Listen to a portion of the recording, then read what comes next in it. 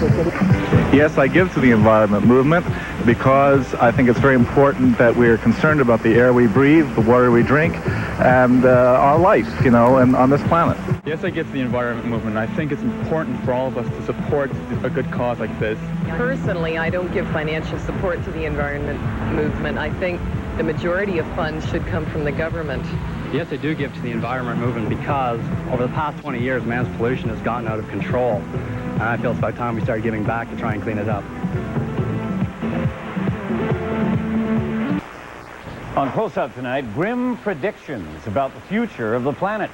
According to Australian writer and rainforest activist John Seed, we may have only 10 to 15 years to change our ways before the ecological destruction of the Earth becomes irreversible.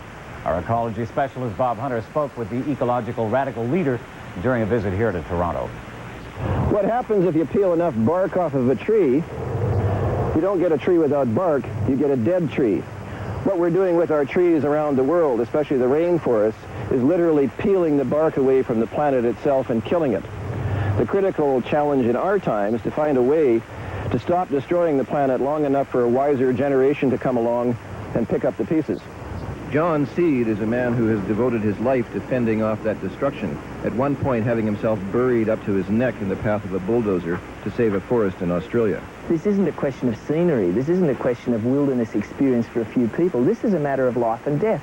These forests are part of the life support systems. They're a vital organ on this living planet Earth. And that to destroy those forests is to destroy any future that we might have.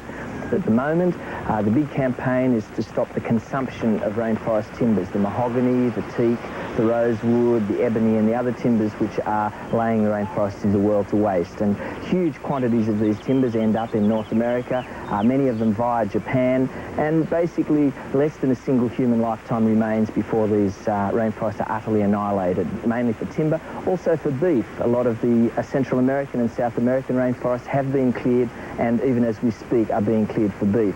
This is the big problem in Brazil at the moment, where 120,000 square miles of the Amazon burnt last year, all of it deliberately lit fires fueled by subsidies for the cattle industry. In the United States, 90% of the corn, the maize and the oats that are grown are fed to cattle, and that the amount of water involved, the amount of energy involved is such that, for instance, half of all of the water used for any purpose in the United States is used to grow beef. So that it's a tremendous drain on the aquifers, a tremendous drain on the rivers, huge amounts of power go into the fertilizers to grow these crops, and it seems as though perhaps the single most important thing a person in the United States could do to save the rainforests and also their domestic forests is to stop eating beef. I think that we're going to discover, looking back in a year or two, that this period now was really pivotal as far as a dramatic change in consciousness and a dramatic change in what people are prepared to accept as acceptable behaviour.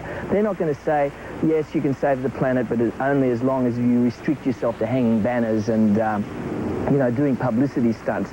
It's time to start throwing tea overboard. It's time people started uprising and doing something about this, and I think everyone's really ready to hear this now. It's not as though we're going to disappear in 10 years, but 10 years from now, that downward spiral is going to be so accelerated that it's hard to see any technology that's going to be able to pull us out of it. So we're the last human generation that's going to be in a position to do anything about this. Definitely alarming to hear less than a single lifetime before the destruction becomes irreversible. Mm-hmm. Another interesting point you told me earlier, you asked him, Mr. Seed, how he got involved in the environment movement. What did he tell you? Well, actually, he'd read my book years ago about back when the whaling issue was happening, and also was very inspired by some of the stuff some of the activists were doing, trying to intercept radioactive waste being dumped into the ocean. Yeah. So there's a kind of an interesting feedback loop. Yeah, and his comment about it's time for a tea party, referring to the Boston Tea Party, and you told me earlier about some pretty radical things going on in the rainforest. Well, the Earth First organization is well known in the United States, just starting to be so here. They're the people that advocate spiking trees, pouring sugar into the machinery to stop things. And in other words, they're saying we have 10 years to turn this around, and if we continue with business as usual and you all go ahead and do what you've been doing all along, we don't have a hope in hell. Now, one of the things they actually recommend, I don't know if it's a serious recommendation, but the idea that we would have a rite of passage for young men would be at the point where you killed your first bulldozer. Interesting. Smacks of the 60s, doesn't it? That kind of radical... Well, but, you know, in terms of the ecology issue, actually the 90s is shaping up as the big 60s. Like Yeah. all that consciousness was there in the 60s. Yeah.